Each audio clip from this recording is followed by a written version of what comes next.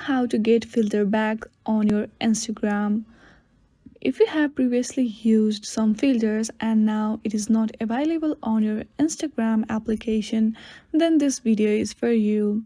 First of all, go to your Instagram application and then hit on the profile icon which is on the bottom right corner of your screen.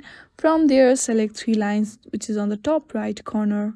From here, if you find toggle which says face and hand effect, then turn it on. If you don't have, like in my case I don't have because it is not available in my region, for such case you can use any VPN and then toggle which says face and hand effect. The last option you can do is, first of all, go to your settings and then go to the general, go to the iPhone storage and then scroll down